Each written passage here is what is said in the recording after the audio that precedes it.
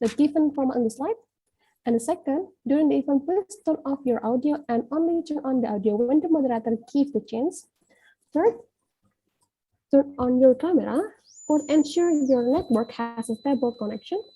Fifth, adjust the seat position comfortable and prevent the backlight effect. I will also read the important information for today. Important note on attendance. First, fill attendance link on the link at bit.ly attendance underscore R2SEP 2021. Fill the feedback form shared 15 minutes before the session and post after 1 hour. Attendance and feedback is compulsory for this purpose. The first one, mandatory attendance for ITS master and doctoral student new intake. And the second, certificate of participation eligible for international participate who have 80% attendance or minimum has 7 meetings. Third, stand for it eligible for ITS undergraduate student.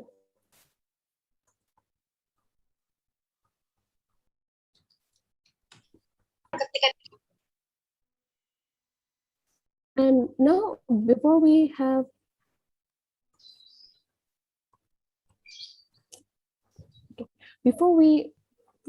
proceed to the agenda, allow me to introduce our moderator today.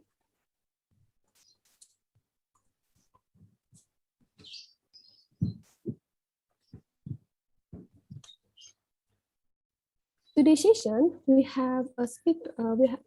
We have Associate Professor Bung Chong Chu from University Technical Malaysia Melaka, and the moderator today we have Ibu Nabila Selmina Hakim from Institute Technology 10 November. The today's session we have common research methodology in your field.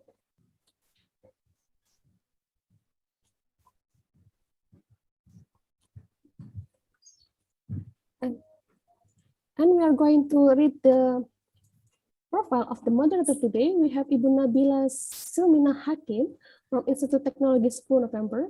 Ibu Nabila has graduated from Master of Business Administration in National Cheng Kung University in Taiwan, and also has the bachelor degree in Bachelor of Engineering in Industrial Engineering in Institute Technology 10 November Indonesia.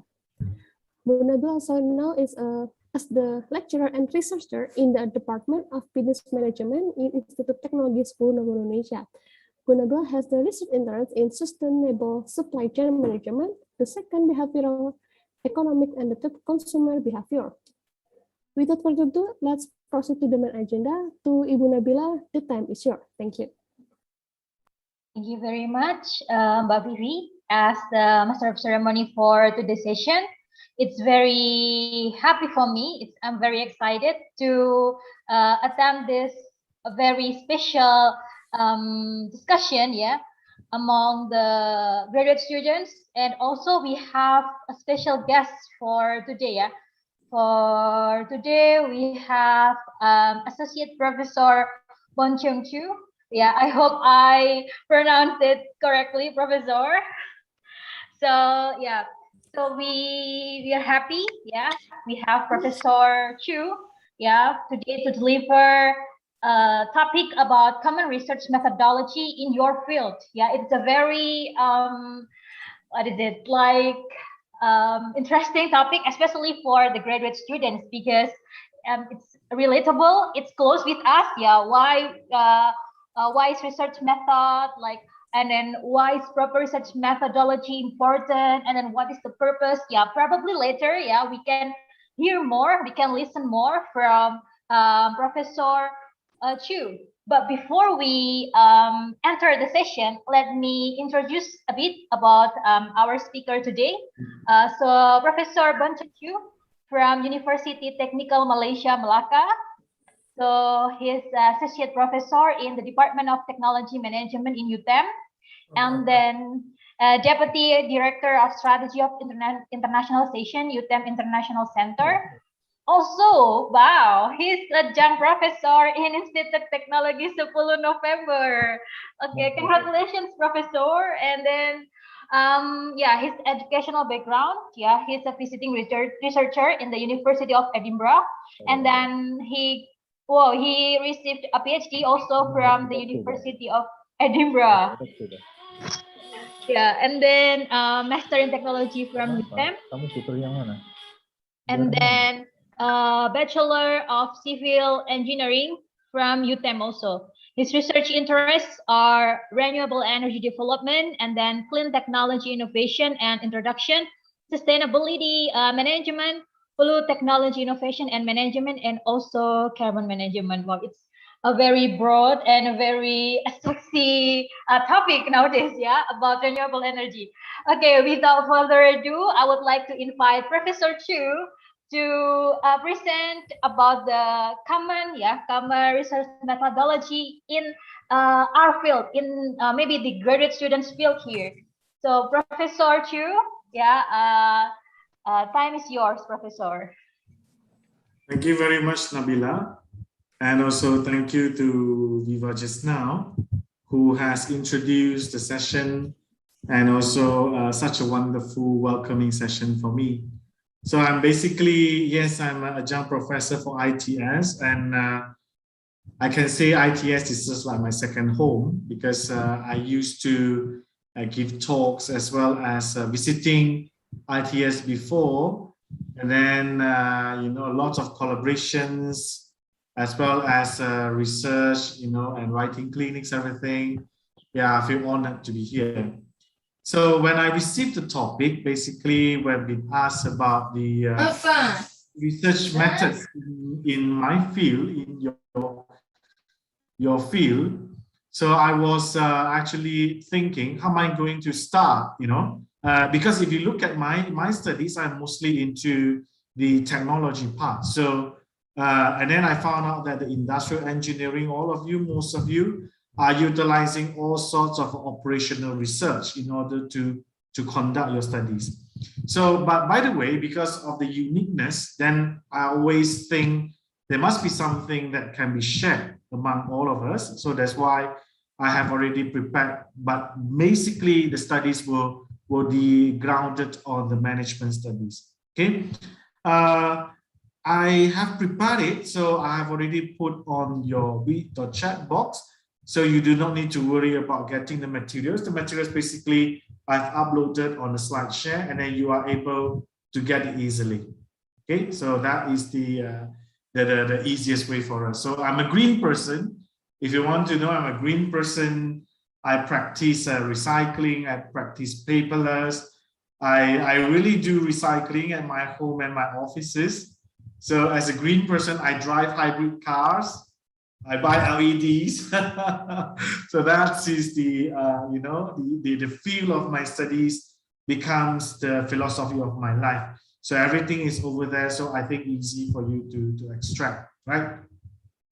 Okay, so you can get it here. When you Google up, so you'll get into the My Slide Share. Then you will come into here, already uploaded the information over here. So previously also, I have also participated in some of the talks. I also put it over here. And from time to time, if you found out that it is useful, then you always can have a look.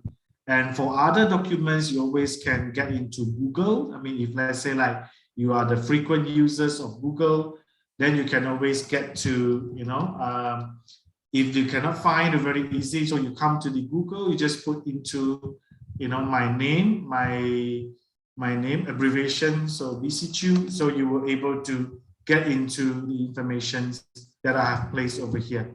So the one that you want to find currently is about the slide share. And obviously I also have a few papers which I have already done, so might be helpful and some of might be your interest, so you can have a look. Okay, right. I would say that because all of you are here, I would love to say that, I do not really want it to turn to become a lecture, because a lecture was going to become a very mechanical situation. You see, so I have to click my PowerPoints, and after that only you take notes. So why not? I would like to invite maybe Nabila also. We can start gathering questions if they have any. They can pop me up. They can just stop me, after 15 minutes or anything that you can slot in, you can raise your hands. So the session will be more interactive. Now, the reason is because when you come to the research method, the diversion gets into the different methodology, but the philosophy as well as the understanding are there for you to comprehend how are you actually going to work on this research project. So I assume that I have a lot of postgraduate students. Maybe I have master's, PhD, or as well as undergraduates, or even I have my colleagues, my fellow colleagues from ITS who are here. I mean, I don't mind. Let's do some exchange information or idea if you think that something fruitful could be discussed further. Okay, right. So I would like to start with my PowerPoint, which I have uploaded on this slide share. But meanwhile, I also utilize my PowerPoint, then I will do some notes for you as well. Okay, and to facilitate a easier and quicker data transmission, I'll switch off my video for you, but definitely you will hear my voice behind the screen. Okay, right? Okay, so I hope that you are able to see my PowerPoint right now. So this is the topic that I have been assigned to have for today. It is about the common research methodology in your field. And I think, Nabila, because you also graduated as an MBA, right? I think most of these methods will be quite handy for you. You might also know it or might be applied before. For those who are utilizing programming or might be operational research, then it will be categorized under the spectrum of quantitative data analysis. Okay, so I'm happy to be here. Remember, any questions, please put on the chat box. And obviously, if you have anything you want to share, you always can let me know. Okay. Right, first thing, when it comes to the research design, okay, there are few topics that we are going to be covered, particularly on these three most important elements. The time horizon, I think, should not be a big problem, but we'll spend more time in terms of the research design, research methodological choices, and also the research strategy.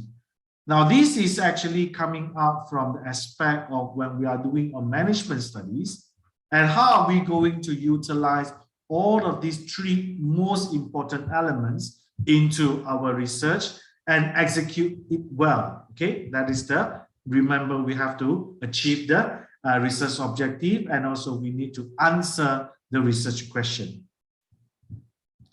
I think most of us, we have came across what we call as a research onions. Okay, I assume that most of us have seen this before, but if it is not, then it's okay. We'll go down by peeling up this onion in order to understand how these onions actually being formed. Now, under the philosophy, okay, I think if let's say like we have second part's time, second half, if we have enough time, I might have tried to see whether any one of you will be interested by looking at this philosophy. If it's no, then it's okay, because this research philosophy also is considered a quite heavy subject, for all of us to comprehend. So when you have here mostly the outer layer, okay, it's just like when you get into the cross section of an earth or for the onion, the outer layer is what we call as the philosophy. Okay, so you have heard mostly positivism, realism, interpretivism, and pragmatism.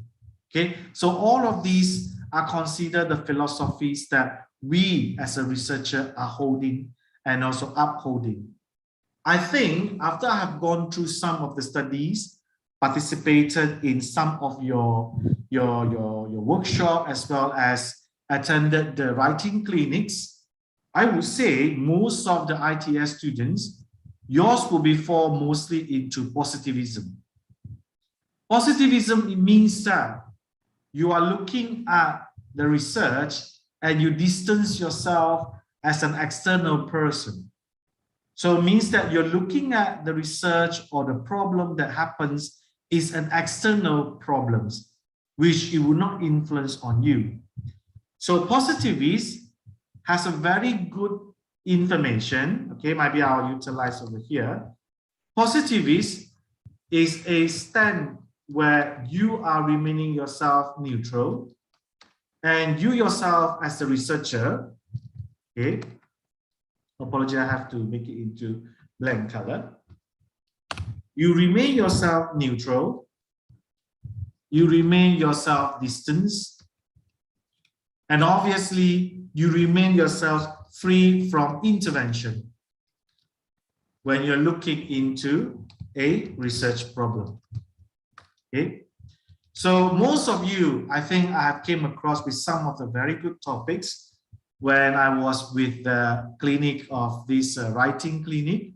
I also learned about supply chain management. Yeah, looking into the blood supply, I have seen this before. Looking into how are you going to arrange in terms of operationalize and also maximize the services of ambulance. Okay, so I also came across with those who are studying about how are we going to have a better way, okay, in order to achieve sustainability in manufacturing. And also I came across with some of the topics about IR 4.0. Okay, so these are some of the scope which I able to pick up during the clinic of writing when I was with some of your PhD friends and your fellow researchers. So I get to understand some of the context as well as the topics which most of you are looking into. And positive is basically you have a neutral and distance yourself away from the problem so that you are free from interventions or influence. Okay, you remain yourself neutral, tidak ada sebarang intervensi, tidak ada sebarang gangguan, ataupun sebarang pembentukan yang mempengaruhi your research flow as well as your research decision. So that is where the positivist comes in. Okay, that's a positivist comes in. So I would say that when you look at these, apart from that, there are more, obviously. But I would say that most of you are under positivist. Okay. Then after that, when you get into the second layer, you come into the approaches. You have two, basically, the inductive and also the deductive. Okay. So usually the students will start to ask me, sir, how am I going to differentiate between the inductive and deductive?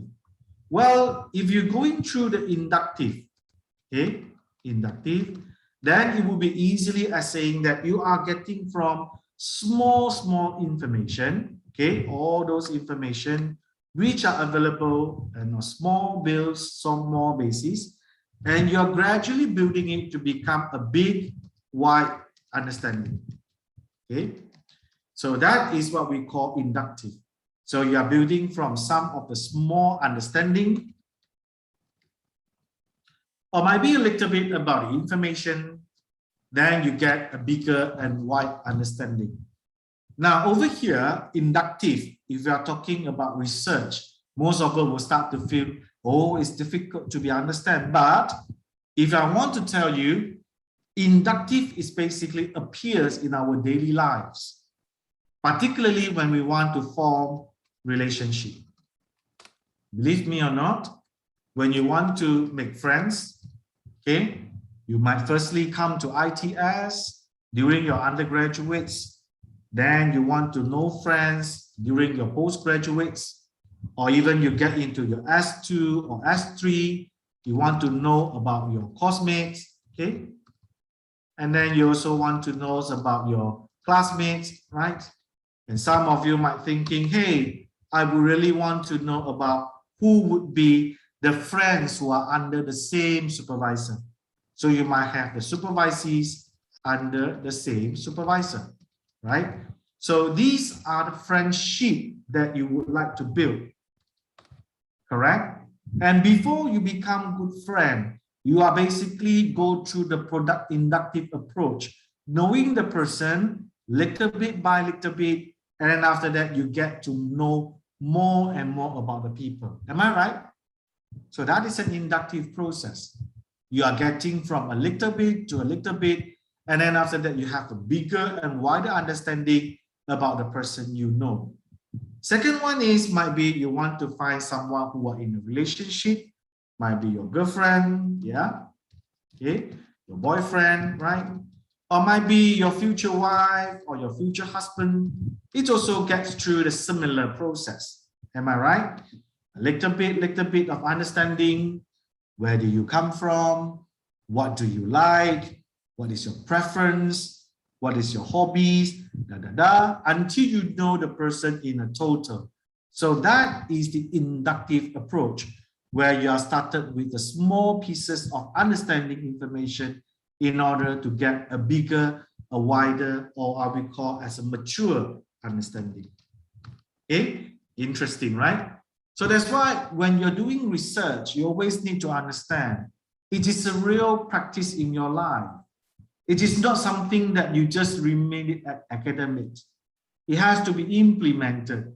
It has to be into your living. Then you will start to understand how knowledge is actually being developed. Because fundamentally, the research is trying to do one very important function, is to try to develop the knowledge. Okay, so right now you understand what we want to do is research.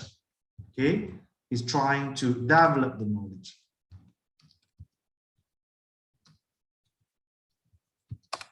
So far, so good. So try to put research into your real life context. You know, I do not separate myself away from doing research in my daily life, in my job, you know. I always have an inquisitive mind, research inquisitive mind, in order to make sure that I really able to intuitive mind, in order to investigate something, to understand something, not to prejudge, ya. Jangan kita sekali-kali sebelum kita mengenal, kita sudah membuat keputusan, menghakimi sesuatu. We not to prejudge. We are not going to create any biasness. Every decision must be well informed, correct? So think about this, then you start to understand research is not just only about what you want to do in academic. It is also in your real life, not only about academic. Okay, so some of you might thinking, hey, I really want to do research. Yes, but my research is a very heavy, is an academic one. Yes, no problem at all. But do you know that in your daily life, in the way that you perform your job, you know, there are always what we call as a academic research. And another one is non-academic research. Yeah. So the academic research is the one that you are doing right now. S3, S1, S3, S2. You have to complete the proposal. You have to do some of your studies.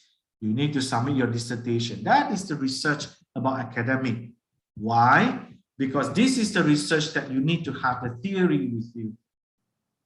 That's why most of you know that you need to do literature review in order to have a robust understanding in terms of the theoretical proposition before you start your academic research. But for non-academic research, you do also find information. You might just not need theory. But this is the part also help you to make a better decision. Every one of us, either you are going to buy things, you know, for example, like today, okay, the borders has opened. So you might plan to further your study after you completed your study in ITS, right? So which country do you want to go? How about the benefits of the companies that offer to you? What would be the conditions living in that country, for example? Are you familiar with the culture? Are you familiar with everything? So this is also a research for you to get. It is just no theory. So that's why when you embed research into your real life, not only academic, everything starts to make sense. So that's why I hope that you appreciate the examples I given to you about the inductive from a small little bit of pieces. Then after that, you get into knowing a person, or you get to know into a case or phenomena with bigger, wider, and mature understanding. Okay. Next, we go for deductive. Okay. Another way that we go is we go for deductive. So some of us will asking, what does it mean by deductive? Deduce. It comes from the word of deduce.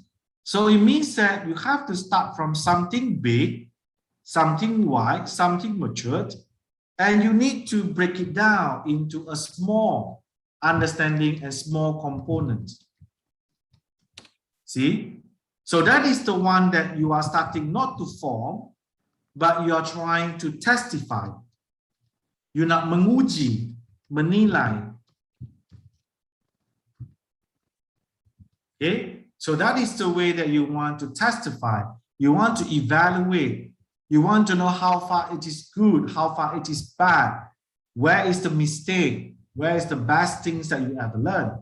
So over here, in terms of deductive, because you started with a big concept, a matured concept, a wider understanding, and you make it down to become a smaller, deductive mostly into testifying as well as trying to evaluate.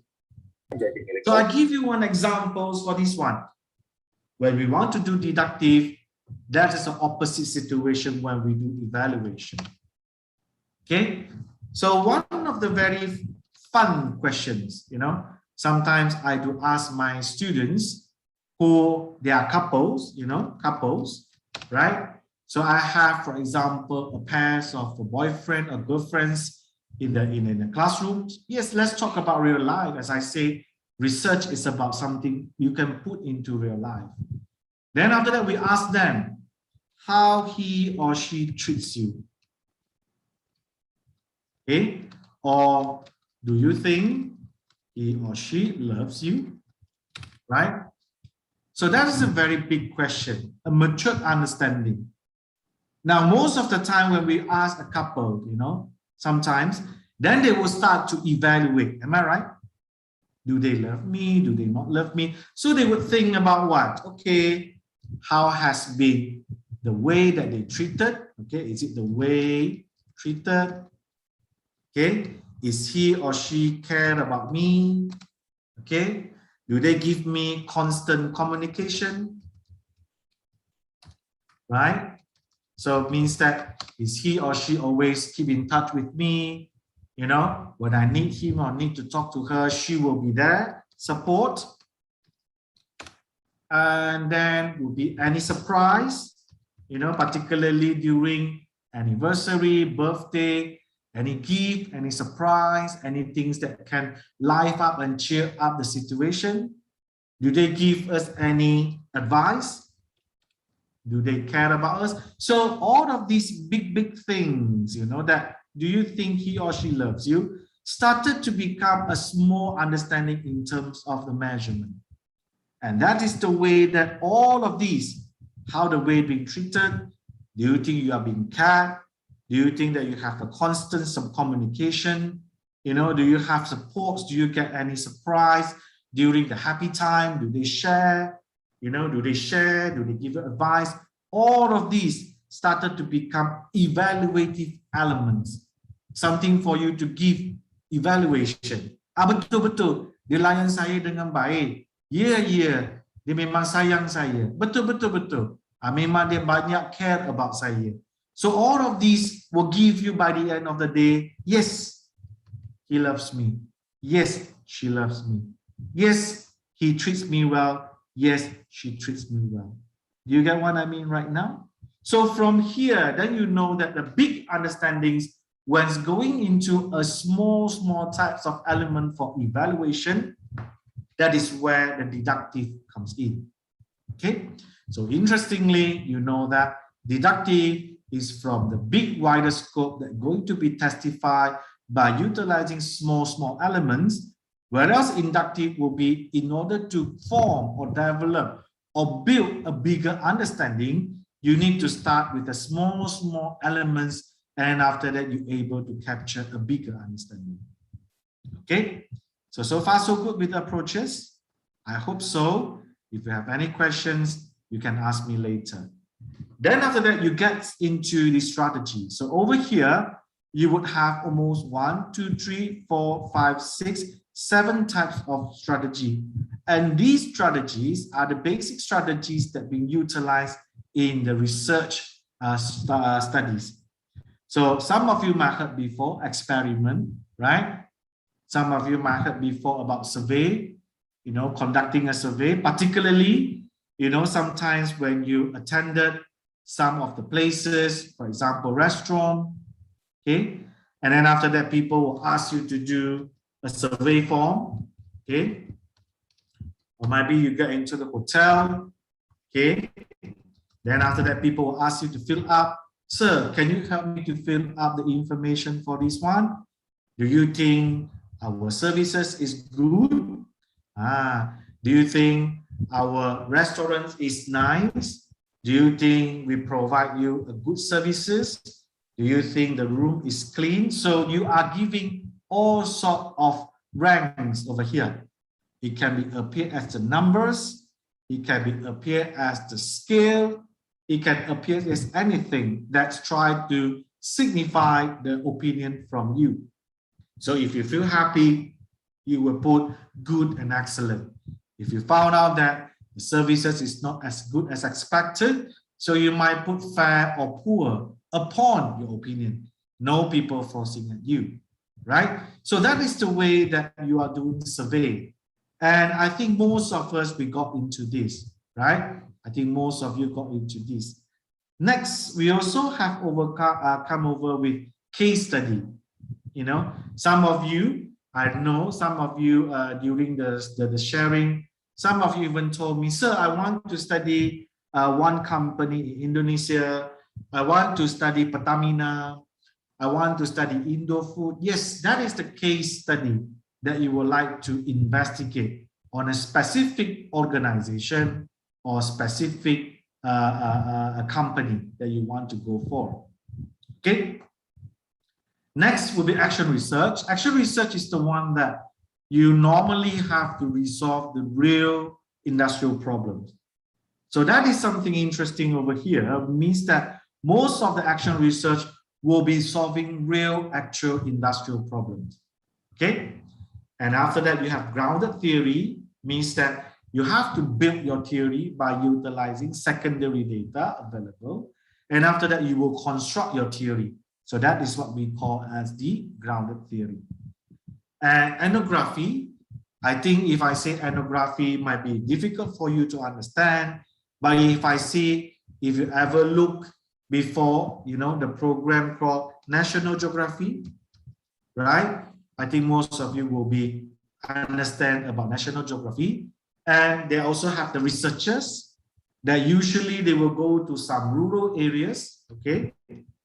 And then after that, they will stay over there. And after that, they will start to do some observation on the community. Yeah. So for example, they go to some of the places, and after that, they see how the people live, how the people, you know, form the communities, how people actually doing their daily tasks, you know. So that is the way that you go into certain places, you observe. That is where the ethnography comes in. So apart from these, what you have seen over the National Geography, ethnography also appears when you go into a company, you want to observe the company, you want to see what are the problems of the company, and you provide a research with a good solution for that. Lastly is archival research. This is the one that mostly we're doing into historical records. So it means that you want to study, for example, you want to know about the independence of Indonesia, right? About the journeys, and then when the Dutch comes in, the historical, and then you want to see on that time might be, you know, you want to look at how that time, you know, these all Dutch people coming in, and then they establish the company, And after that, how do they trade in Indonesia? So you're looking at all the archival research. So that is called archival research, looking into the previous record, historical records. Then after that, you're able to get into some understanding. Okay, so these are the strategy. Next, we go for the choices. So over here, there are three choices. You have the mono method, means that one single method alone. Mixed method means that both methods mixed together. And multiple method means that a lot of techniques under one method.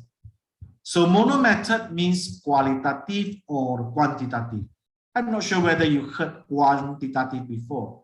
You know, some of you might not expose yourself to these methodological choices. So some of you might only go for quantitative, okay? Some of you have gets into quantitative mostly. And then you also have qualitative, okay? Which is a non-numerical data for interpretation. So when you mix them both up, this is what we call mixed method. So qualitative campur quantitative. This is what we call as the mixed method. Okay. So if you have qualitative or quantitative, then this one is called mono method. Means that you are using only one method. Okay. And obviously, if you have qualitative only with qualitative technique, then this one is called multi-method. Okay, and likewise, if you have quantitative only, okay, quantitative only,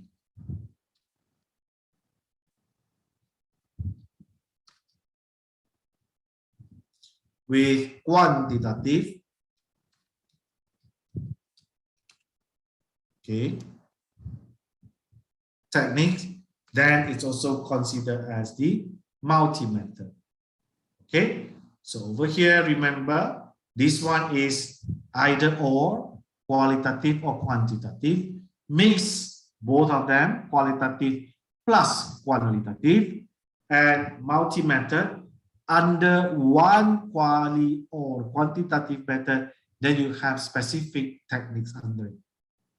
Okay, and finally, you have the data time span. Either is going to be a cross-sectional, means that you are looking at specific time for the data collection, or longitudinal means that you're looking into a longer span of time. For example, you might be looking for 10 years data. This one would be useful for those who are studying finance, economics, okay, or might be want to study something to do with legal or something to do with social science, and might be something to do with the historical studies. Most of us will be fall under the cross-sectional studies, right? So means that the data that you collected has a time bound in terms of your time of data collection started until the time of your data collection ended. And then after that, you will proceed with the data collection. Okay, so far so good. I hope that from this one, then you understand the research onion, which we're getting through from the philosophy, the approaches, the strategy, the choices, the time, as well as the technique and the procedures. Okay, so what influencing each other? Basically, because this is an onion, right? So you will understand that onion could only be formed when all the layers are converged into one, correct? So all of these are considered as one entity. But obviously, when you're doing your study, you can peel it off and understand this layer. But remember, this layer affecting the next. And next layer affecting the next, and so on. Okay, so that is where the research onion has been formed. Okay, so let me check whether you have any questions so far. I think so far okay, no problem, right? So if let's say like you found out that no problem, then we'll start to proceed the next. And as I said just now, when you look into the spectrum of the research design, so you will understand that research design is a general plan of how you're going to answer the research question. So most of you, when you do your research study, you will definitely have a set of research questions. Okay? And after the research question, you will also have a set of research objective. Correct? And after that, with this research question that you need to answer, as well as the research objective which you need to achieve, then you would like to know where are you going to get your data. So most of us, we know that the data comes into two forms. Okay, the data comes into two forms we call primary data and also the secondary data. Okay, the primary data are those data you will get from based on your own work. Okay, so it's never been published before. You are not sourcing from anyone. You get the data your own. So they don't become the primary data. The secondary data are those data that publish, those data that are already available. Okay, either it is in the reports, in the magazines, you know, or any forms of it, then you utilize it, then it is called as the secondary data. Okay, so far so good. Then after that, you need to know that how this research design, where this data is going to be collected. Either you utilize a research strategy, okay, as well as do you want to conduct a case study, then after that via interview, or you want to do survey via the questionnaire. So that is another layer we call as the research technique. So remember, I found out that most of the students over here, ITS, I think most of the students, they are able to get the primary data, and some of them, they are getting the secondary data, means that they get into the company reports, they get into their company reports, then extracting the company data, then after that, they conduct an analysis by utilizing other types of methods, then after that, they come up with the results that they want to interpret. So some of you might be utilizing secondary, some of you might using primary, some of you might using both of them.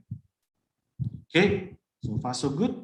Ya Pak Amir, mohon maaf, Pak Agus lagi persiapan ke And research design needs to have a clear research objective, a specified sources of data collection. So remember just now, I asked you, you have two types of data. The first one is what? Primary data. Where is primary data comes from? Yes, primary data comes from your own work, your own efforts that to collect your data. So another one we call as the secondary data. So where the secondary data comes from? Secondary data comes from the documents, magazines, websites, reports, those that are available. People has done it. People has published it. That's where the secondary data comes in. And obviously, we need to know some articles and also constraint. You know, always remember about the constraint. Particularly, the major constraint for all of us as a researcher is time and money. Let's face it. Because this is not an infinite resources. Every one of us, when we do our studies, either your S1, you do your final year project, S2, you need to do your dissertation, S3, you need to have your thesis. You are bound with the time, right? 1 year program, 2 years have to complete, or your PhD must be 3 years. So all of these, you have the time which going to bound on your duration. And the next one, obviously, is the money. How much money that you afford to put into your studies. Apart from your paying your school fees, do you need to consider about traveling costs? Okay, if you are doing it, if you are yourself right now in Surabaya, do you need to do your data collection in Kalimantan? Do you need to fly every time to Kalimantan? How many times that you need to fly? What about the accommodation in Kalimantan? You tell yourself. If people make an appointment now or next week, are you capable to fly now or next week? That is the traveling cost you need to bear, you know. And obviously, apart from that, all those reading materials, printings, right? As well as your PC that you utilize, you know, any other gadgets, everything, all of these were topping up the cost. So that's why you have to understand there's always constraint, you know, in order to do your research. You are not utilizing unlimited resources. You have a lot of realistic and also challenges when you want to do your research. So don't ignore it, acknowledge it, and then well plan for it. And the next one will be ethical issues. Do you really collect your data? My question, you know, the ethical issues always being asked is, do you really go down and collect your data? Or some of you might be asking somebody to collect your data on behalf, you know, that is a question, you know. Do you write your analysis, your chapters, or do you ask somebody to help you for the analysis? Do you do your data analysis, or you send the data to the expert, or you might be asked people who do the analysis for you? Do you found something, information or any information which is classified as private and confidential? And because of the private and confidential, do you keep it yourself or you need to tell? Most of the time, if we found out that we face some of the private and confidential information, we definitely keep to ourselves. Okay, we do not report it. Because as long as it has nothing to do with our research, it is not going to answer our research questions, we do not need to report it. Okay, so these are the considerations, guys. Next, we need to know about the 3 types of the research design. So we have exploratory, descriptive, and also explanatory. I found out that most of the ITS students utilizing quantitative and some of them utilizing operational research as one of the methods. They were under explanatory studies. Okay, most of you are under here. Okay, as I mentioned just now, most of you are under positivist, most of you under deductive, most of you under explanatory. Then apart from that, there are another 2 we call exploratory and also descriptive. Okay, so let's go through one by one. When you're going through exploratory, some of you might not fall into this research design, but it really happens. And for your information, I love to do exploratory research. Because exploratory research, I get opportunity to explore something new that I can able to understand more.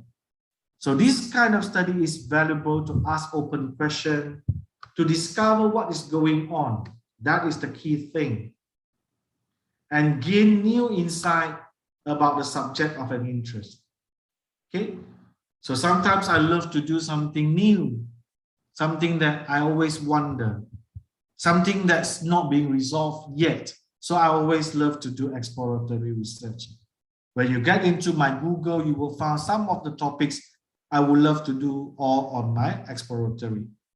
And conducting exploratory research is useful when one wishes to understand something or want to assess some new phenomenon. So that is something for a new situation, new phenomena for you to explore. Oh, it doesn't have any saying that must be which one is better than which. No, it doesn't have any comparative in terms of this one is better or that one is better. No, actually it's based on the field of your studies. It's based on your research interest. It's really based on the theory that you want to use.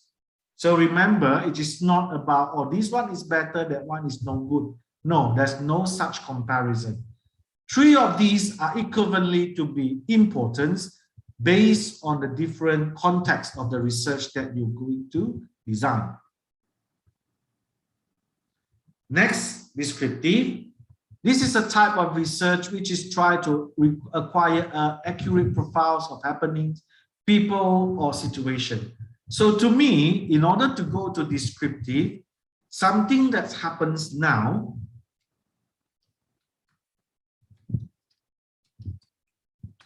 something that's current, I would say that it can be a descriptive. For example, we study about the pandemic, COVID-19, right? It happens now, correct? So that is under the descriptive studies. It's something that happened now, happens currently. So that is something we say, acquire an accurate profile for happening, people, or situation. So that is what we call as the descriptive study for something that happened now or happened currently. What about those that happened in the past? Those that become history? Yes, it is also can be considered under the descriptive study. For example, we learned in 9/11/2000, okay, when the US Twin Tower has been hit, right, by the terrorists, right? So that time when it happens, I think maybe you are still very young, correct? You might just watch this from the news. It happens, okay, at that time. So an aeroplane that tried to, fly, and then after that knock down this Twin Tower of the United States, correct? So that time you are still young. We want to relook, we want to review, reinvestigate. Yes, we can get into the descriptive studies. So something that happens in the past, become history, you are able to acquire an accurate profile of what has happened, what the people, and also the situation. Okay, understood? So that's what we call as the descriptive study. Explanatory studies is the one that you wish to determine the causal relationship between certain variables. I think most of yours are fall under here. Okay, so for example, you want to, most of the time you have an X and a Y with you. And then what you will do is X is mostly the independent variable.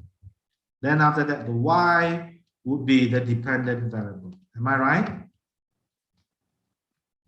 And after that, you would like to have something, might be X1, X2, okay, X3, X4, all of these. And after that, you want to enhance, the performance or the efficiency of Y. So you are doing explanatory over here, okay? Efficiency of Y. Okay, sorry about some of the mistakes here, because I'm doing live, I'm not, just showing the PowerPoint, blah, blah, blah, like that. No, I have to type as well, right?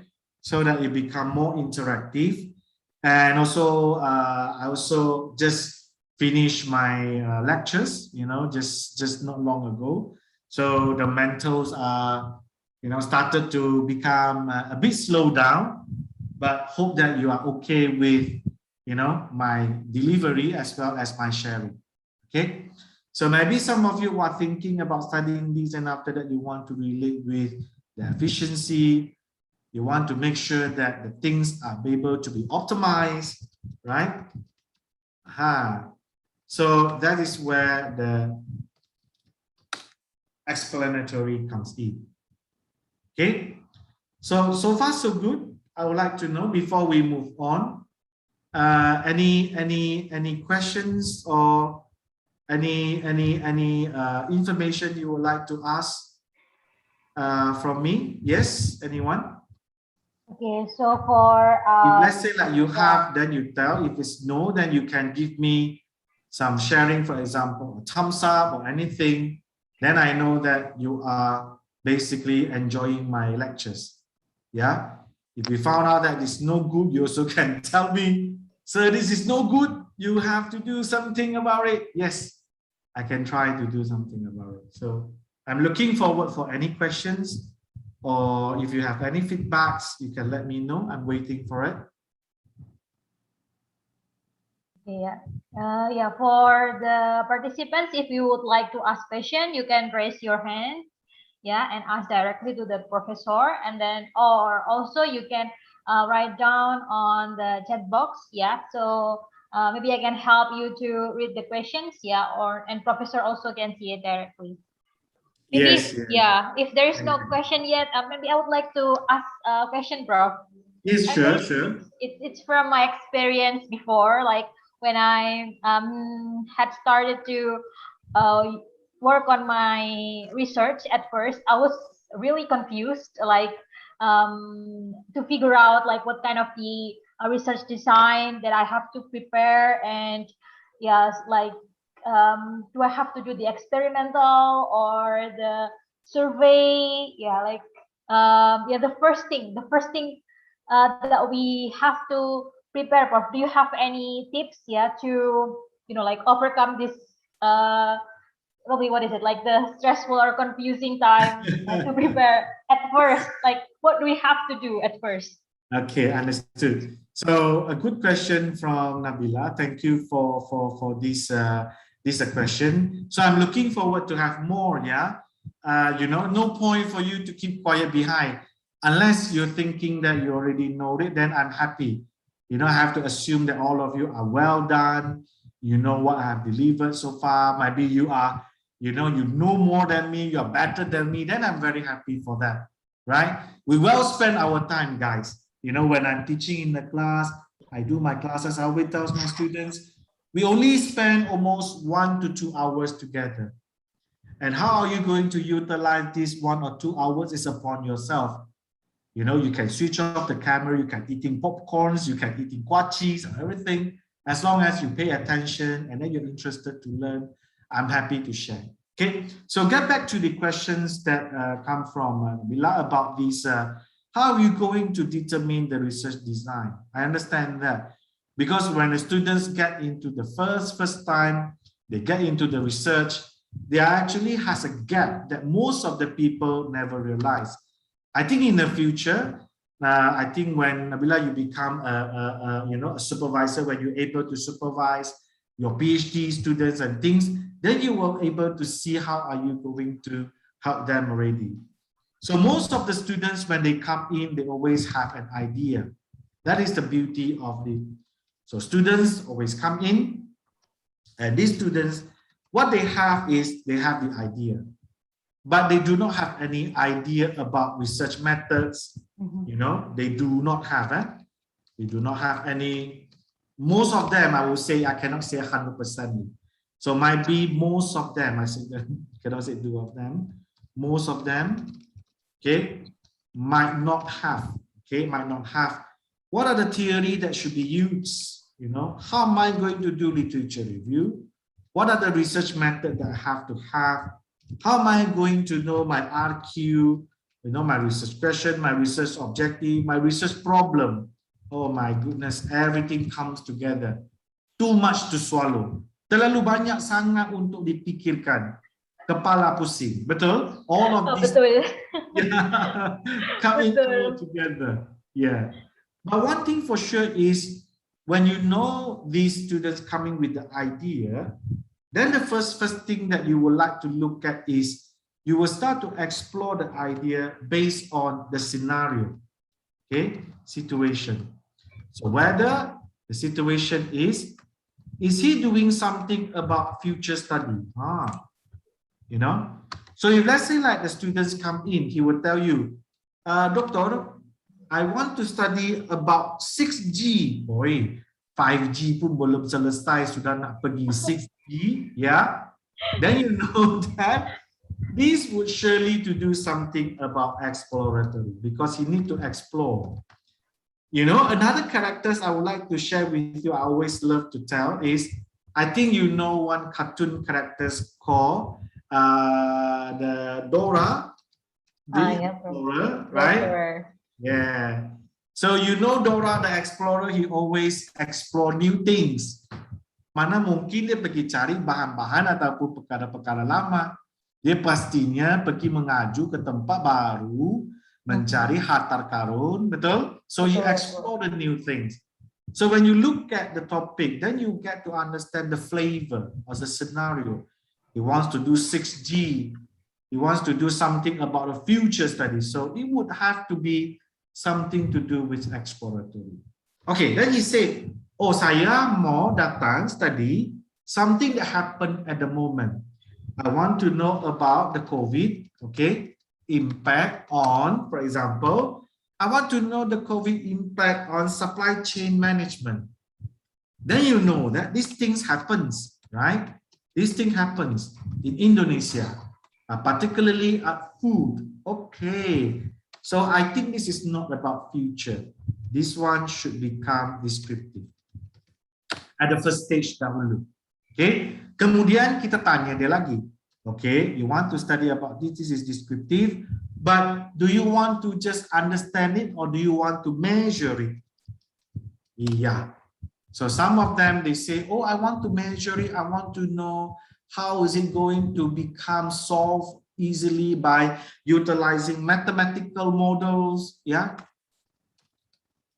I want to know by utilizing all these formulas. Okay. I want to also know this because I know I can utilize certain programmings, simulation. Okay, then you know this will go for explanatory. Okay, so from this idea, you are looking from the scenario based on 3 aspects. You know the future, so you know that it's not happened yet, that something would do about the exploratory study, something that happens now, current, or something he told you that he wants to study something about the past. Then you know that that would be about descriptive. And obviously something about the current or the past, but he wants to measure it. He wants to evaluate it. Maka over that, then you know that explanatory could be one of the research design that you can bring him into. Okay, then after that, step by step, we are bringing him into the theory. We help him to ask him to read the theory first. Any of the theory, they're talking about the impact, talking about the mathematical formulas, programming, or any simulations that you want to do on the theory part. You see, I put theory first, and after that, literature review. Then only we come to the research method. We don't do everything at the same time. Sebab apa? Sebab when you do your studies, you know, we always know that we are keep on changing our mind.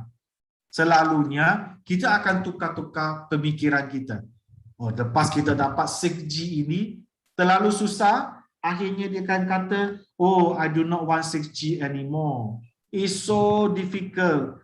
I do not even know am I getting the literature. So saya tak mau 6G, doktor. Saya mau balik semula ke 5G. Contoh. So you know that by the end of the day, things can change. Ideas can change. Ideas emerge when they go through the theory and also the literature review. Okay, so hopefully this is the way that through my experience, you know, the way that I'm trying to help the students for them to understand. Okay. Yeah. Now it's a crystal clear, bro. Yeah, like I got the idea. Yeah. Yeah. Okay. Yeah. I'm happy for that. Okay, thank you, Prof. Actually, we have a question, Prof. From one of the participants. Okay, yeah, sure. I think it's from Pak Arbintoro. Yeah, Pak Arbintoro, would you like to ask directly to Professor? Yes, thank you for the opportunity. If I may, sorry, I cannot use the webcam. Oh, it's okay, no problem. I also switch off my webcam to facilitate a better data transmission. You know, 4 o'clock, 5 o'clock is the peak hour, people watching movies, you know. You know, in the homes, I know, you know, you have the TV box, everybody's right now. Our mom is ready to cook. So yeah, no problem, no problem. Yeah, no problem, Pak.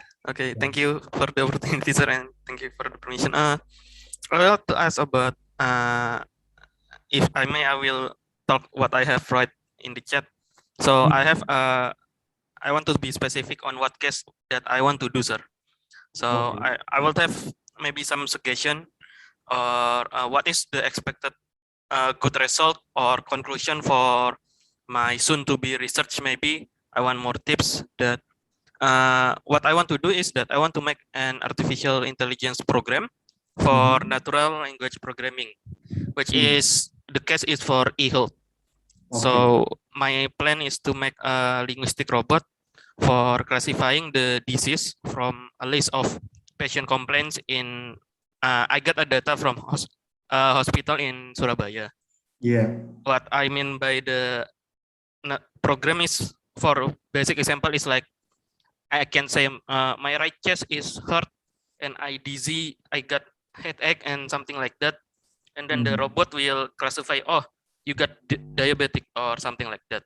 And the end result is for those is that I want to make some chatbot maybe, where the chatbot is for anyone can complain about their condition with the chatbot, and the chatbot will say, oh, you have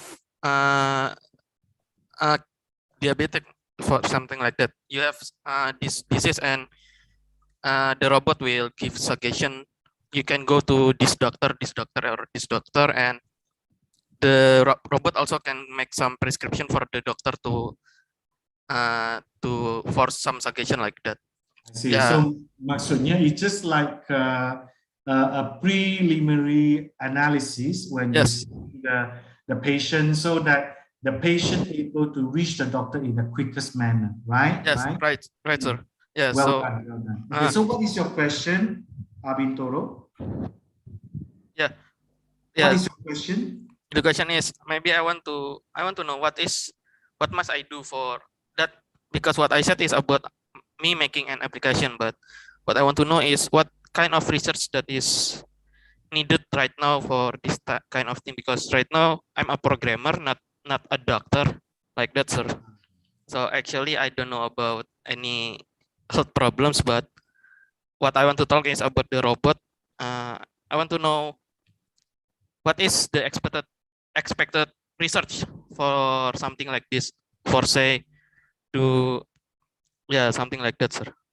Sure. So maybe if I can help you for the first layer first, where we talk about the research design just now. So maybe I would say that you can think about, if let's say, by the end of the day, right, you have to ask yourself, the robot or the chatbot, is it already available in Indonesia? So if it is not, it is still very, very new, then you can utilize exploratory research over here. It means that you're exploring how many, the medical services that you want to expand. Because if let's say like, if let's say like you go for exploratory, like your case, right? I can try to give you some understanding is, when you go for your case, I think Toro's case, I think this is a very interesting thing, because you are really helping the people in need. And obviously when you have this chatbot is going to be the one that's going to be very well breakthrough. So maybe in order to give you my exact answer, because I would like you to find the answer yourself by myself giving you some of the tips. The first question is, I would like to know if, let's say, like your chatbot or your programs, is it still new, very new, 100% or very new in Indonesia?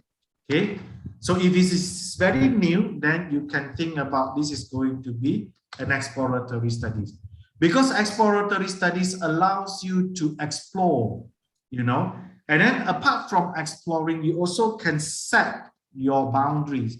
This is important. Manakah kamu punya kawasan ataupun limitasinya? Now, limitasinya di sini means that if you go for patients, pesakit-pesakit, TIEN, patients, you will find out that patients have a lot of group age, okay, dari umur dia untuk toddler, contohnya macam baby, okay. And then after that, you have children, which has the age gap. Then after that, you have young adults, okay? Then after that, you go to full adults. And obviously at the end, you have the elderly. Okay. And as well, you also have those disabled. This is my common understanding. Okay. I let you to know about this category because I did one studies about hospital, but we are looking from the aspect of how we're going to come up with the sustainable performance index.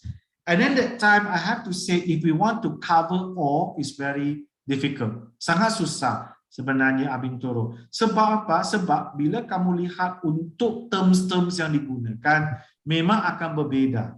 So contohnya di sini, if you are looking at elderlies, okay, elderlies terms, mostly they would have is all those historical or the disease that already appeared in their body for a very long time. For example, you mentioned about diabetes, heart attack, okay? Maybe they have cancer, maybe they have all sort of previous disease that already long time exists in their body. So when you go through the chatbot, they will utilize different terms. Whereas for adults, okay, or young adults like you all, the sickness is not about disease like the diabetes, not so much cases about diabetes. If you go for young adults, mostly it's about injuries, sports injuries, right? So this is the one that most commonly been found. You know, sometimes you go for sport, you play football, you got fractured. You know, fractured would not much happen on the babies or children. Fractured will mostly happen on young adults. When you go for, when you know, some of the people facing accidents, right? Then after that, they knock the accidents, they on the road accidents. They also have some symptoms which will be different from those in their different age group. So if I were you, I would suggest, I tak cakap sebagai prescriptive, maksudnya it's a definite correct answer from me, but I would say that try to think on the chatbot will be utilized on which category of the patient, you know, for what group age. Then after that, you are able to learn, let the artificial intelligence learn quickly about the studies that you want to do on natural language programming analysis. Do you get what I mean? Because by the end of the day, you will find out that the terms that are being used, painful, very pain, young adults like us, we seldom cry lah. Betul tak? Kalau kita sakit, kita pun jarang-jarang sekali akan menangis. Tapi tapi children menangis, baby menangis, elderly pun menangis, betul? So all of these symptoms, when they want to put in, it will show how painful they are. Any kind of historical records is also worth for you to consider. Okay, so if let's say like if yes, that will be exploratory. If it is not, for example, it is not new, but you want to look at a specific segment, specific boundary. For example, in Indonesia, people already have adults and elderly. Okay. But nobody looking at the disability yet. Nobody looking at children yet, you know.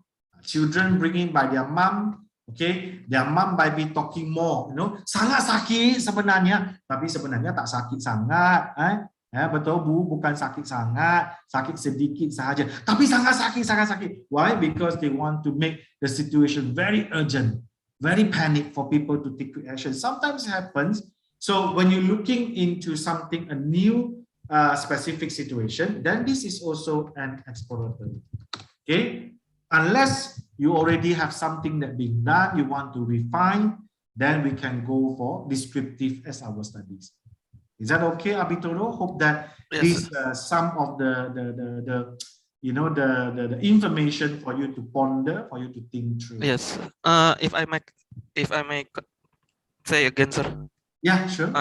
So for this topic, it's actually new in Indonesia because most of this chatbot is in English because yeah, NLP AI is most of them is still in English because in Indonesia they still try to learn the Indonesian language into this NLP like that.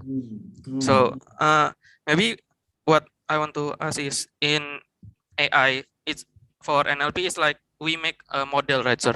We make a model for the AI to make to learn something like that. So if it with the case of patient category, like let's say there are children and there are young adults like that, or young adults is for sports and elderly for their historic problem. So does that mean I can make like many research from one type of model of artificial intelligence that I have like that, or Yeah, yes, you are right. Yes. But you have to remember also you need to discuss with your yes, supervisor, because the constraint is about the time, how much time that you really have in order to make sure that you're able to complete your work on time. So I would say that might be started with one category, let the AI learning about the Indonesians terms and also the keywords that they have, then after that crawling to find the experts that they know. Yeah, so that is the way that you will start, and then after that you move to the next. Maybe you go for next section, go for other group of people, so that you are able to provide. After you have done one successful, then you can go for the next one. Then the complete set could be done, but that one would take a long time. I can have to say to you, Abitono, yeah, going to be very long time. So might be start with something that very interesting for you first, might be adults or elderly or children, or because children are accompanied by parents and also their guardians. So the way that they express is not expressing like what we usually express. Like if let's say like you're bringing your brother, your younger brother to see, your younger brother crying, so you only can say, oh sangat sakit, ini anak adik saya dia sangat sakit. So you are giving the explanation in such a way. But is it really true from there? Then we also need to check further out from there. So that's always a very good way of study, I have to say. A very innovative study. I wish you all the best for this one. If I may, last question and simple answer, sir. Yeah. So is it right if I let's say the model is naive Bayes NLP, let's say.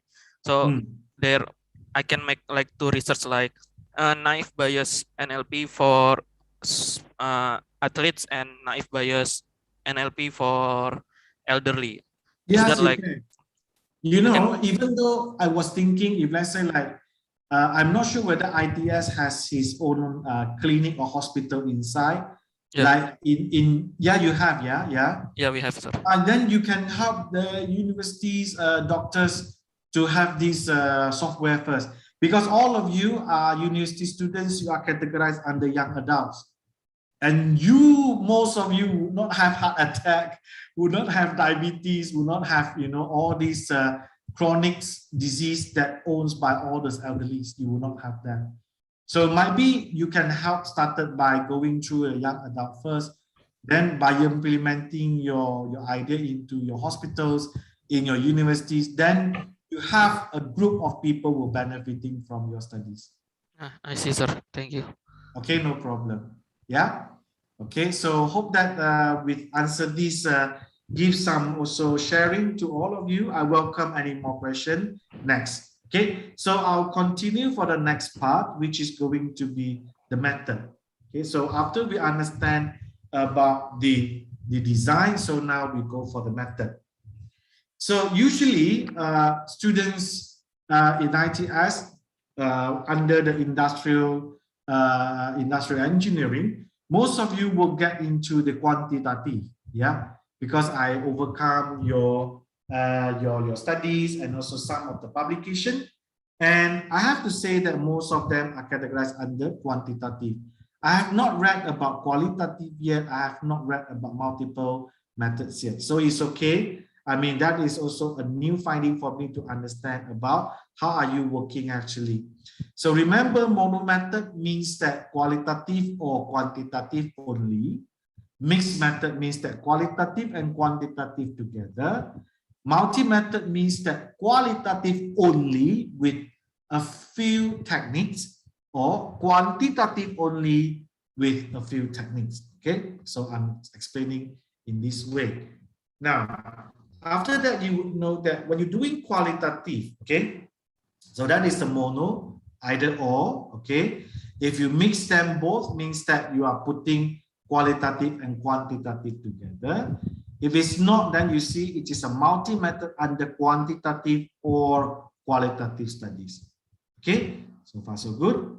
So if you do qualitative, I think not many people are doing so far as I understand. I'm really hopefully, you know, there are some of you might be doing qualitative study, is you are collecting and also analyzing non-numerical data.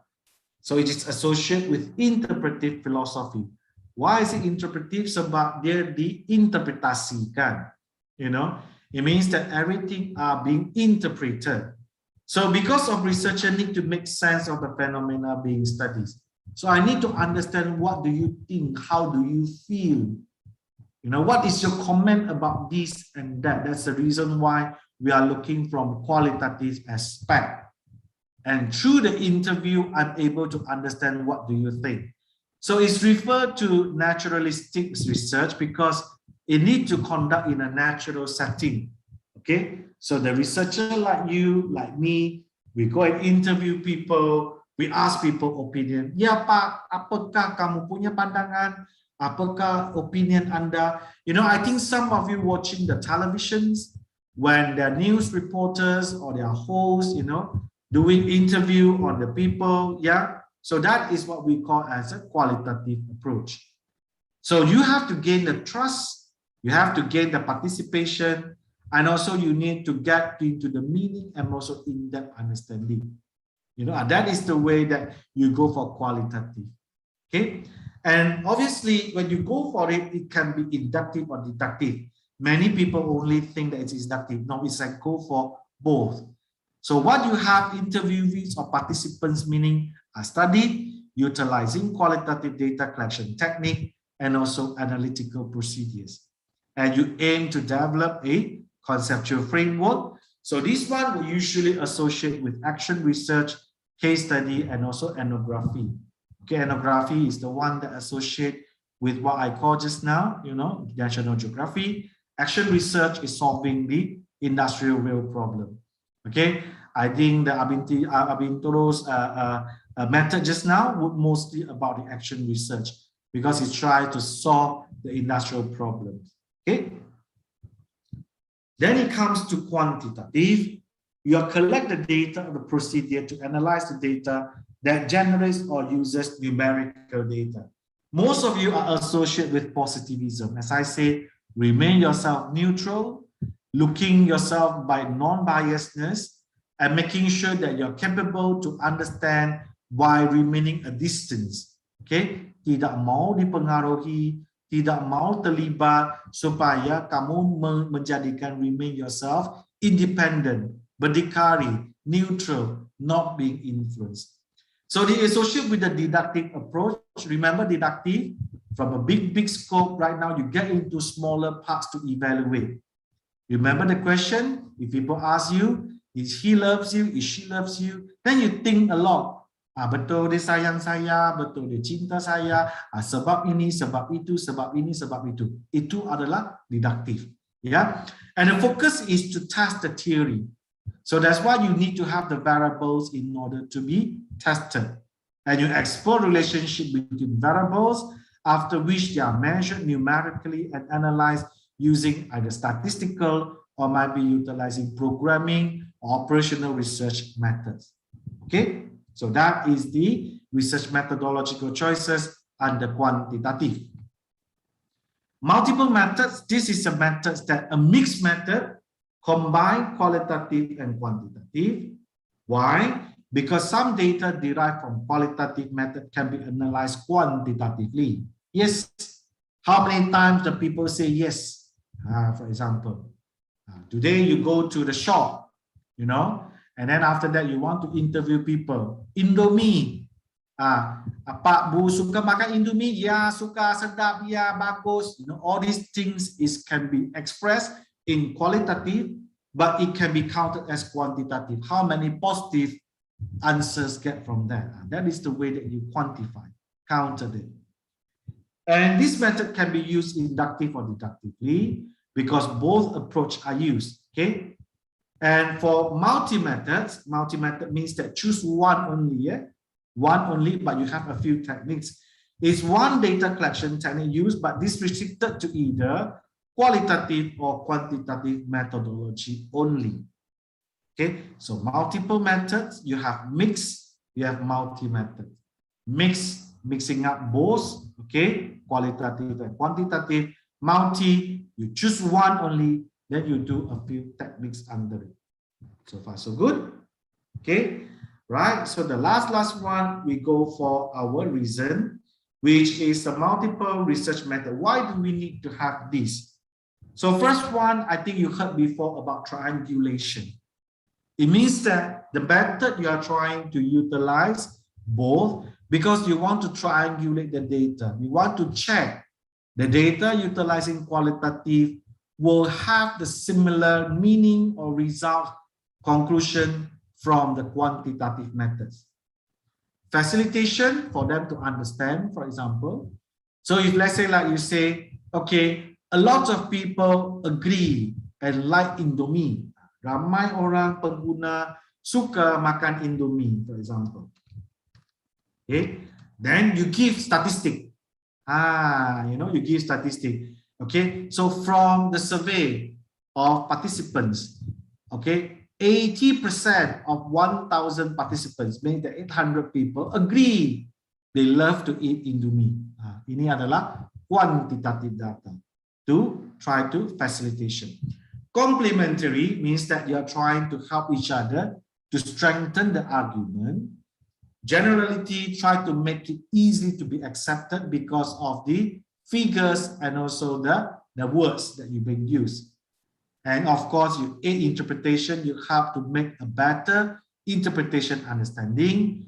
You can also study different aspects, For example, you know that just now, as I mentioned, the people who love Indomie, they give a lot of words, right? Indonesian words or bahasa words, So for example, words you should hear, right, from the food. I think, if not sure whether is it bahasa Melayu and also Indonesia will be the same, they will utilize the word, for example, they say sedap, okay, bagus, okay, cun, okay, yum, okay, ada perkataan-perkataannya, okay, baik, okay, any more else words that you can think of? So all of these actually describe the similar meaning of the food is tasty, correct? Semua ini mencerminkan perkataan-perkataan makanan itu adalah sedap. That's it. So over here, you can start counting. You can start counting how many of the respondents give you this information. Right?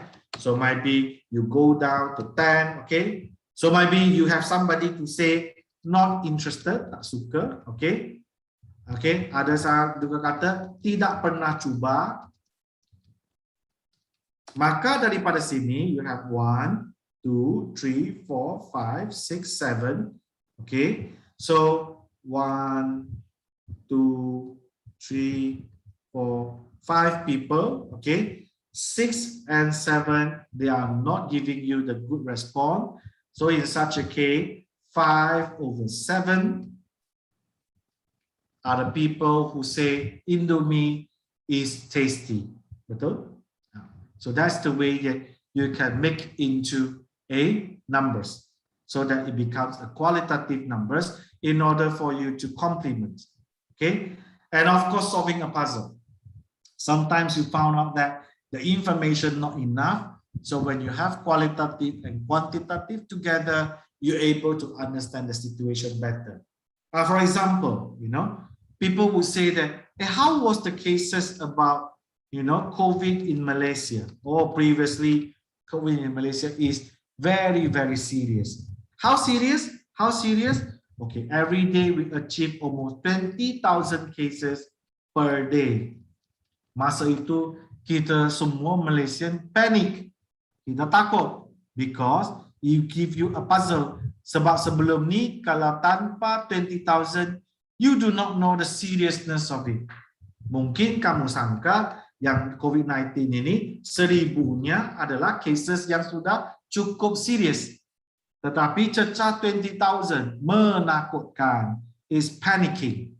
So you solve a puzzle, kamu lebih faham, lebih understand the situation of COVID scenario in Malaysia.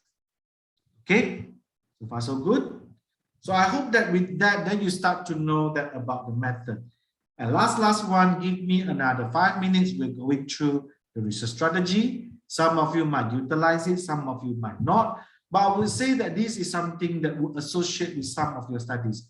Because some of you want to study a company, you want to go to a factory, you want to study like Abitoro just now, if let's say like he chosen a clinic in ITS itself, you know, the university clinic or university hospital in ITS, then it's become a case study already.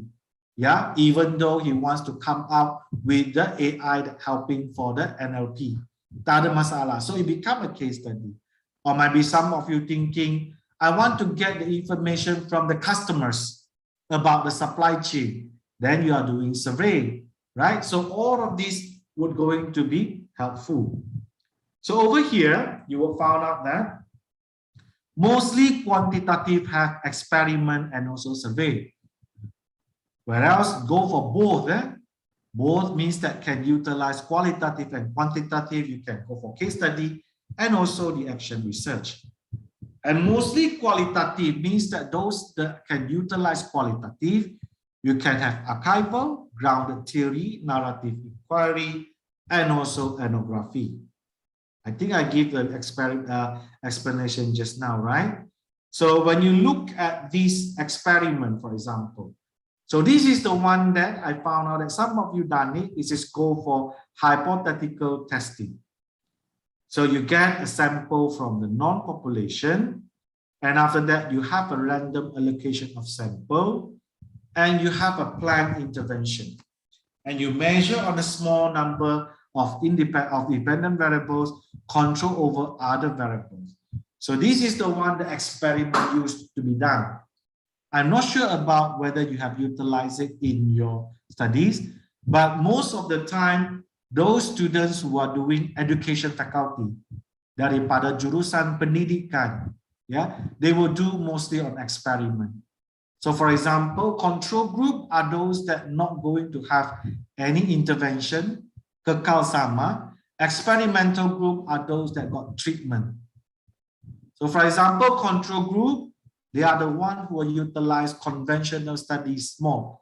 Datang ke bilik kuliah studies, utilizing books and also utilizing whiteboards.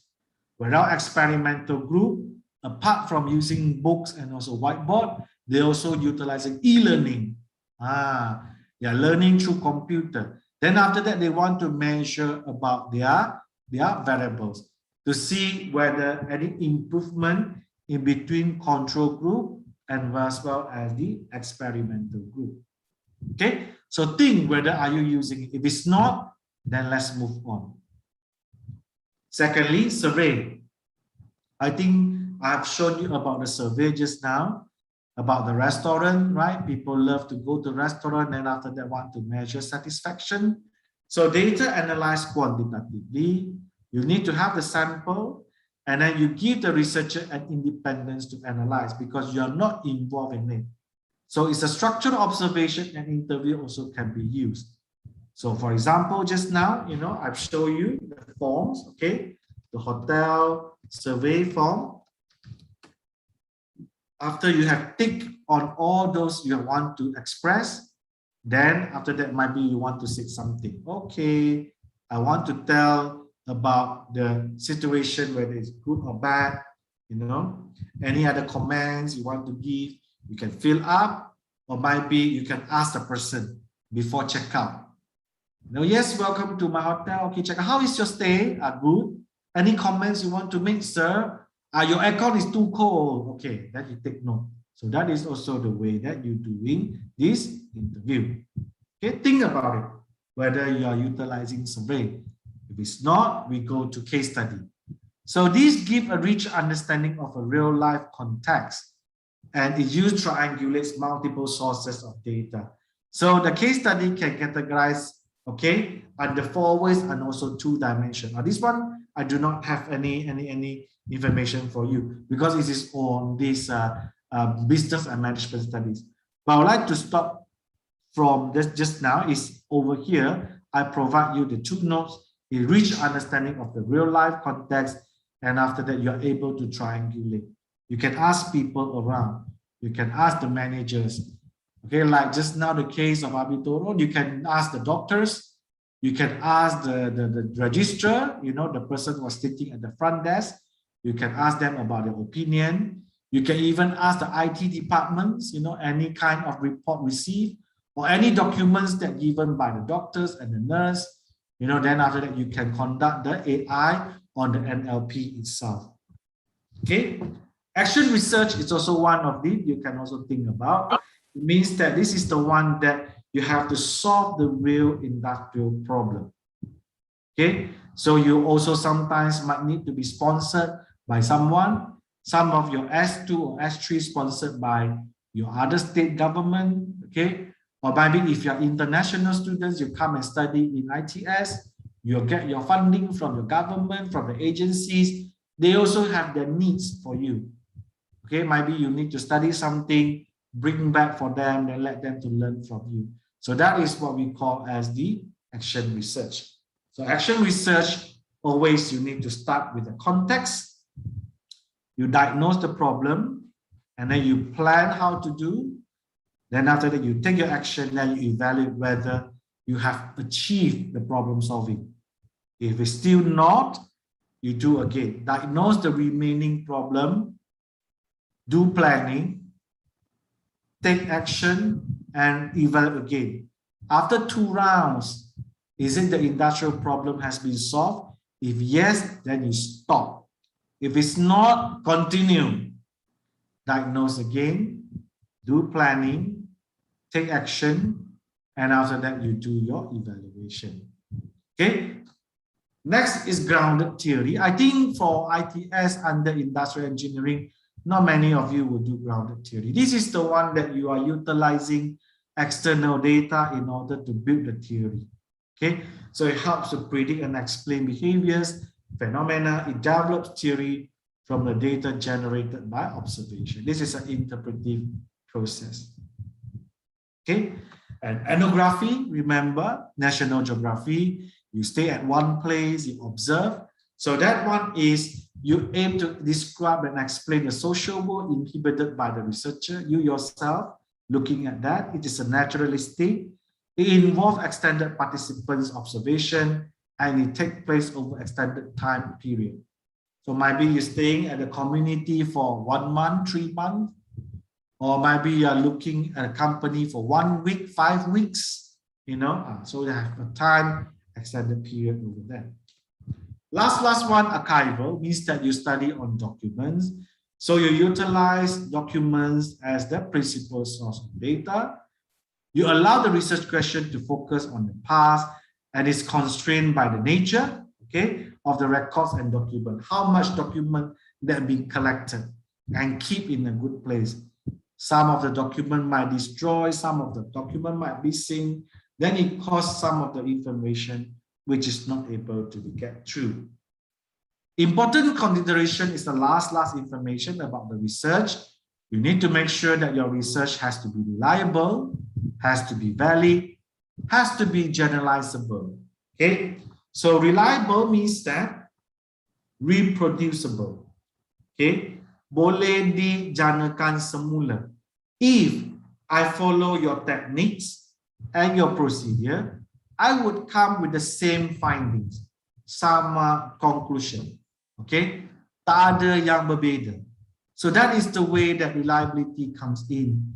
By repeating someone else's work, you're able to come with the same finding, same conclusion. So are you able to do that? That's the question. Second one, construct validity. The extent to which the researcher actually measure what the researcher intend to access. So if let's say that you really want to know something, then you need to really measure it. For example, if you are looking at one perusahaan, one manufacturing company, and you want to relate it with the IR 4.0, then you need to make sure that company really has IR 4.0. You get what I mean? You cannot assume. You must have those companies which already have the characteristic of IR 4.0. Then only you can measure. or else whatever you measure could not be achieved because there always a gap. Itu yang menjadikan research Anda tidak sempurna. Ya, internal validity where you has a causal relationship between two variables. Okay, for example, eating too much food, then you gain your weight. Maksudnya makan terlalu banyak, kamu akan menambah berat badan Anda. Right? So that is the internal validity yang ada relationship, causal relationship. Generalizability adalah concern with the question di mana your research finding can be generalized, means that would be whatever you study can have the same in other relevant settings. That's a question. If today your study is about, for example, the blood supply in Surabaya, and after that you want to study this, you come up with the conclusion, okay, supply of blood should do this, this, this. Okay, fine. Then the next question is, can it be generalized? Can we do this in Jakarta? Can we do this in Semarang? Can we do this blood supply chain in Kalimantan? Can we do this in other parts of for Indonesia, Sumatra, anywhere? You know, all this you have to understand how are you going to generalize it. So that is where you have to make sure that the research are able to be find and also apply in the relevant setting, keadaan yang sama. So next one is logic leaps.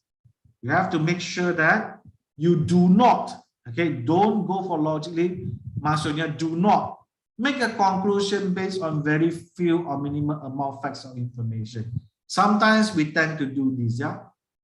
Before we know a person, yeah, before we know a person, you know, we hear people say, for example, people say, oh, BCQ is no good, BCQ no good. Then before you come to the understanding, you have a very few or minimal amount of facts of information, then you yourself already do not like me. So that is called logic leaps, tak ada logic. Dan juga false assumption. Contohnya, you know, okay, when I come to BCQ lecture, okay, because BCQ lectures is from Malaysia, so that's why he will utilize PowerPoint only. He will speak very difficult to understand English. Assumption, your false assumption. Even you without knowing something true or something will happen without any real proof. So as a researcher, we have to avoid this one. Kita perlu elakkan diri kita daripada membuat konklusi yang berdasarkan kepada a very few minimal amount of fakta and information ataupun false assumption. Okay, andaian yang salah berdasarkan that you think, okay, things will happen tapi tak ada real proof. Contoh, oh, hari ini di Malaysia akan banjir lagi. Ya, yesterday Melaka banjir. Oh, today ada banjir lagi. Okay, people ask, macam mana anda tahu akan banjir? Saya tahulah, saya ada sense, saya ada kungfu, saya ada power, I can talk to the God whatsoever, without any real proof. Unless you really study, you know that, okay, daripada ramalan cuaca, you know, ramalan cuaca that say that, okay, Melaka is going to be another big rain, okay, so that time you have to be careful, another flood will come in. Inilah dia punya proof. Okay, that is the way that you know. So yesterday, you know, Melaka area flooded. Very, very sad. I'm not sure whether have you seen the situation like us. Yesterday is on 20th October 2021. Okay, so the places actually flood like this. Yeah, it was a very serious situation. So yesterday, past tried to save flood victims in Melaka, rescue during flash flood, you know. So all these things has become a very big issues for all of us in Melaka. So you can imagine that dia punya kereta tidak dapat lalu yesterday because of the flood. Okay, so we do not do assumption. Semalam flood, hari ini pun flood. Apa buktinya? Tidak ada bukti. Saya teka saja. Then it become a wrong assumption. Okay, so with that, I hope that I have shared whatever some of the most important information about the research methods in the business and management studies. And I hope, if let's say like you have any questions, please, you can always type on a chat board. And then after that, you can ask the question via using the mic. And I'm welcome for the question next. Thank you. So I pass back to Nabila so that you can help me to chair the next Q&A session. Thank you.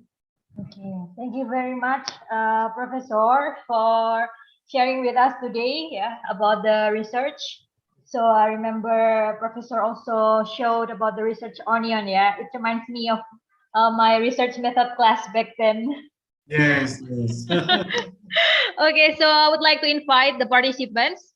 For those who have questions to Professor Chu, you can raise your hand and ask directly, or you may text, you may chat, send your question on your chat box also. Okay. Maybe Yes. while waiting, maybe Professor, while waiting the others. Actually, I've been to UTEM before, Professor. Is it? When was it? When was it? Well, it was long time ago, like 2012, I think, Prof. I met Professor Nana Suryana and Professor Adi. So I was a student there. Yes, yes, yes. I also visited ITS somewhere around 2017 that time. Okay, bro. It was really nice living in Malacca. I stayed in Bungaraya. Bungaraya, bro. Okay. Maybe you have questions from the participants. Are there any questions? Because research methodology is like it's very challenging, Professor, especially for graduate students. Like preparing research is always like stressful time and overwhelming. Yeah, understood. Well, I always love to relate with the real life, like just now inductive, deductive about those real life things. Then you are able to relate with what actually all research is all about. Okay, so it's how we like make it part of our life, like so that's why we can, if we relate it to our life, it makes like easier. Easy for you to easy for you to understand. Easy for us to understand. Maybe if there is no question from the participant, I would like to ask another question to Prof. Chu. Currently I'm co-supervising some undergraduate students, Professor, and some of them actually they are not that confident with their own idea. So how us as co-supervisor to help them, like like you can build this idea into a research and like to motivate them and then to guide them. Maybe you have some tips for us, Professor. Okay. Myself also, I do supervise undergrad students and also PhD students. I understand because sometimes these students for undergraduate, they need 2 semesters. My students is 2 semesters. I would say that always give them encouragement.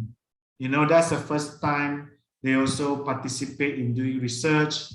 A long time they are doing all the assignment, they never know how to reflect.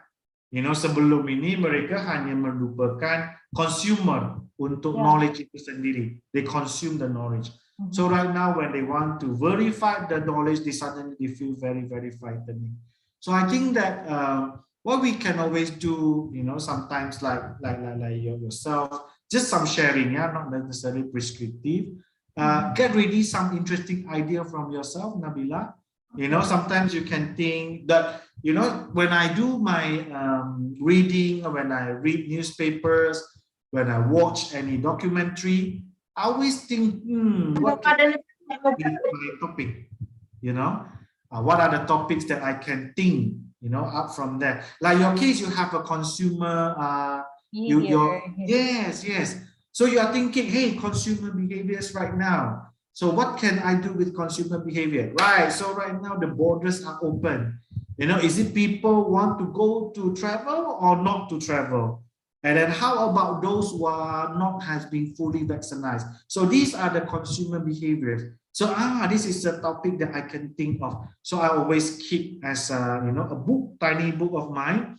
And then when my students, they come to me, then I can inspire them. Then if they like it, then this is your topic. So I always try to help in this way. So, but I understand 1 year not enough time, and sometimes they are under pressure. You know, they are lost. So that's the way that we can always do. And then for those that macam just now, you know, we have our friend, yeah, he's doing his Abin Toro, right? He's doing. So we give encouragement. You know, we say that yes, a good idea. It's a really good idea, Abin Toro. You know, you are helping people. You know, these are very good research. Just be careful about these because there's so many patients. So which one you want to look at, and then carry on. So we give motivation to them. Hopefully, we'll make the students will be happy doing research under our supervision. Yeah. Thank you, Professor. Welcome. Yeah. Thank you also, Mas Arbitone, for sharing your research idea to us. Yeah, I think his research is very. It will be very helpful, like for people to, and also for the medical doctors also, right, Professor? Because it helps them to preliminary diagnosis, diagnose the disease, right?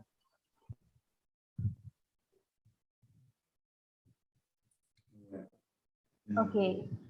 So yes, any more questions? Final countdown, because really, is it Nabila? Is it the topics okay? The content, is it okay? Yeah, it's really okay. It's really.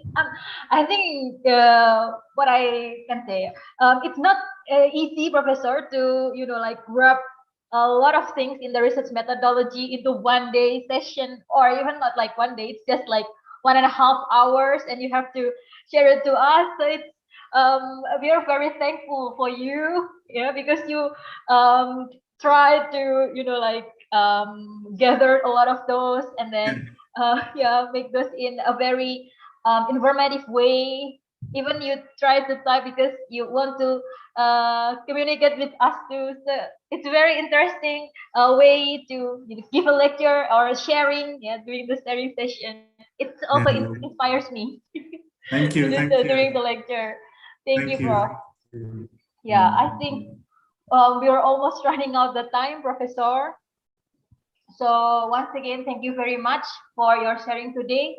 What I remember from the research onion that you've shared, also it reminds me of my research methodology class before. Like we have several things like the the philosophy first. So we have to know why.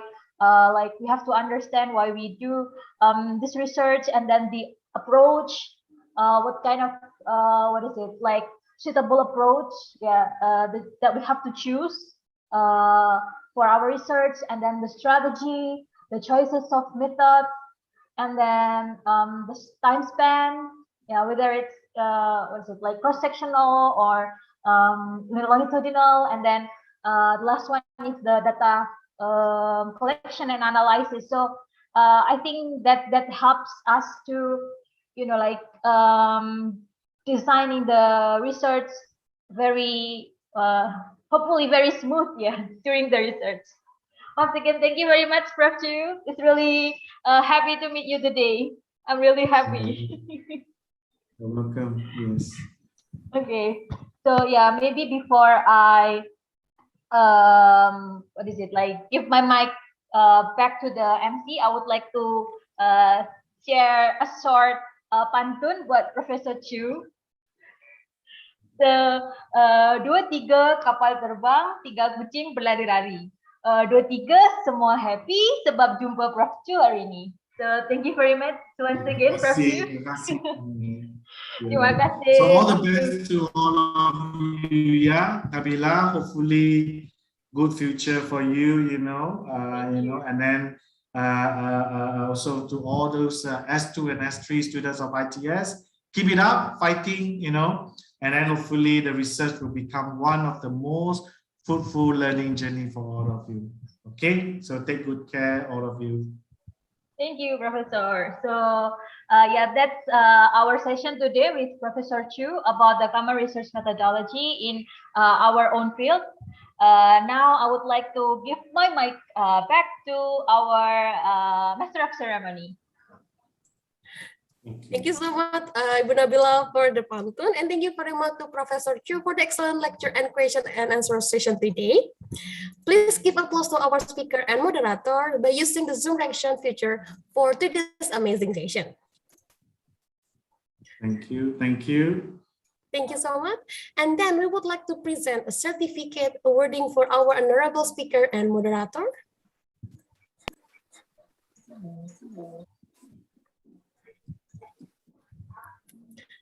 This is the certificate presented for Associate Professor Boon Chen Chu. Next, the certificate goes to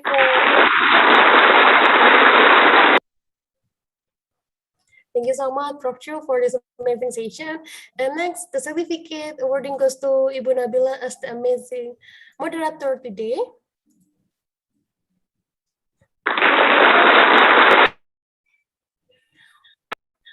Once again, to our speaker and moderator for your availability on today's session. Before we wrap up the session, we would like to invite all the participants as well as our honorable speaker and moderator to have a group photo. No, we have. Okay, since that we have some slides, so it's going to take some minutes. Okay, for the first slide.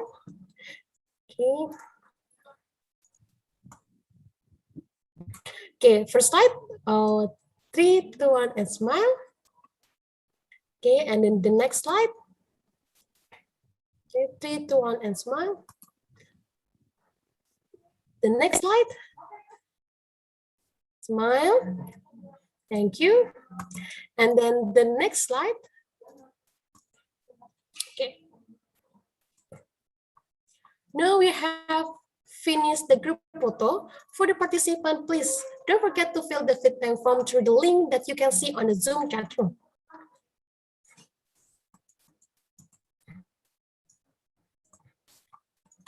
Before we part, I would like to inform you that we will have future agenda in R2SEP for software engineering stream that you can see on the poster that we are showing you right now, or you can check it in our ITS Global Engagement website.